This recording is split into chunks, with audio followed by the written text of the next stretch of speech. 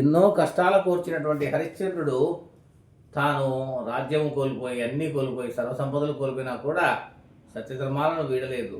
దేశం కూడా ఆ రోజు అధికారులు కానీ వారందరూ కూడా స్వచ్ఛంగా పనిచేయటం వల్ల దేశంలో సమగ్రత, సస్యశ్యామలత, న్యాయ వ్యవస్థ స్పష్టంగా ఉండేది. కాలక్రమేణా మార్పులు అంటే ప్రజలలో మార్పులు, మేమే గొప్ప మేమే గొప్ప అనే స్థాయికి ప్రజలు వచ్చినప్పటికీ దేశంలో మార్పులు వచ్చినాయి.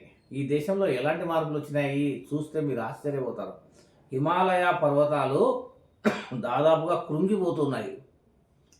హిమవత్ పర్వతాలు అంటే హిమాలయ పర్వతాలు వేరు, హిమవత్ పర్వతాలు అంటే అతిపెద్ద కొండలు. ఆ కొండలు పైనుంచి భూభాగం తగ్గుతూ వస్తూ అంటే తగ్గే కొద్దీ బండలు జారుతూ కింద పడుతూ ఉంటాయి. మూడోది ప్రకృతి ప్రకోపము చెందుతూ ఉంది.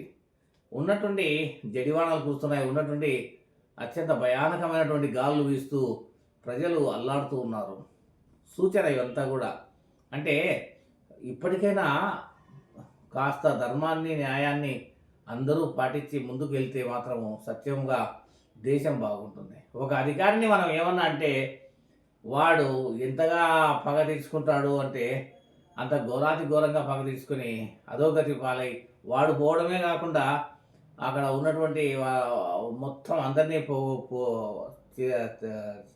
కింది స్థాయికి వెళ్ళిపోయేలా చేయగలిగే స్థితికి మానవులు ఉన్నందుకే ఈనాడు మనం అన్నీ చూస్తూ ఉన్నాము.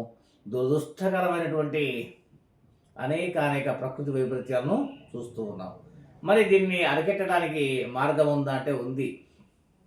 అది ఏమంటే ప్రతివాడు కూడా శుచి శుభ్రత పాటిస్తూ ఖచ్చితంగా నియమ నిబంధనలతో దేవాలయాల్లో లేదా ముఖ్యంగా బ్రాహ్మణులు అయితే వాళ్ళ గృహాల్లో, బ్రాహ్మణులు కాక ఇతరేతరులు అయితే వారికి నచ్చిన దేవాలయ ప్రాంగణంలో లేదా వారికి ఒక పెద్ద వాళ్ళకి ఒక మంచి ఇల్లు ఉంటే ఆ గృహములో మహాయోగము కలిగినటువంటి అనేక మంది దేవతలు కలరు. ఎన్నో మార్లు చెప్పిన నేను 33 కోట్ల మంది దేవతలు కలరు. యాజ్ఞవల్క ఉవాచ, యాజ్ఞవల్కుడు ఒక ఋషి. ఇందాక ఎవరు అడిగినారు నన్ను, అసలు ఋషులు ఆ కాలంలో ఉండేవాళ్ళ అని. ఆ కాలంలో ఋషులే ఉన్నారు. యాజ్ఞవల్కుడు అద్భుతమైన వాడు. ఈ యాజ్ఞవల్కుడు నుంచి రెండు మాటలు. యాజ్ఞవల్క విరీచిత దైవా దైత్య దమనః యాజ్ఞవల్కో మహారుషి తత్పర జ్ఞాన వేదాంతాయచ దేహాత్రయాన్నిధియోగ కృతాయతహం యాజ్ఞవల్కా ఉవాచ ఇతి యః దైవాం సహస్రకోటి చరాచర గతిం.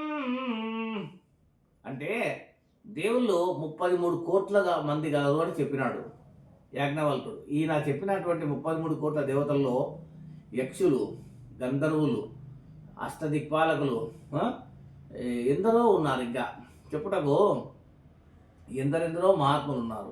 అష్టసిద్ధ యోగము కలిగినటువంటి మహాజ్ఞానులు గలరు.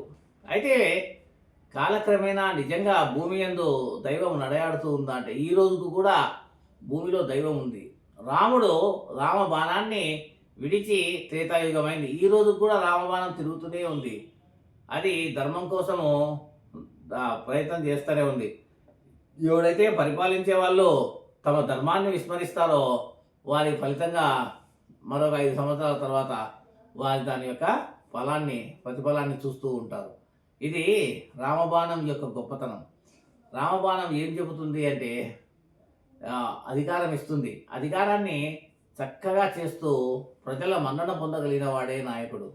అలాంటి నాయకులు జనించే కొద్దీ దేశమంతా కూడా అద్భుతంగా సస్యశ్యామలంగా ఉంటుంది. ఇప్పుడు నేను యాజ్ఞవల్కుడి గురించి ఒక మాట చెప్తాను. యాజ్ఞవల్కుడు కేవలం 3 అడుగులు ఉంటాడు.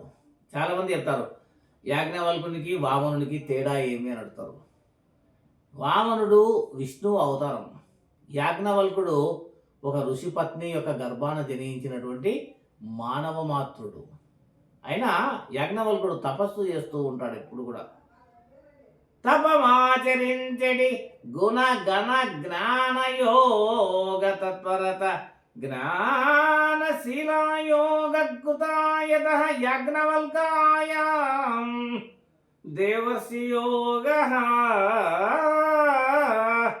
ఈ యాజ్ఞవల్కుడు దేవర్షి. చాలామందికి తెలియని అద్భుతమైన విషయాలు నేను ఎన్నోసార్లు చెప్పాలనుకున్నాను. ఆ యొక్క అద్భుతమైన విషయాలలో ఈ యాజ్ఞవల్కుడు దేవర్షికి మహర్షికి తర్వాత దైవర్షి మహర్షి తత్వసి ఈ ముగ్గురికి గల తేడా ఏమి మరొక పార్ట్లో చెప్తాము. Thank you very much. Subscribe me, like me.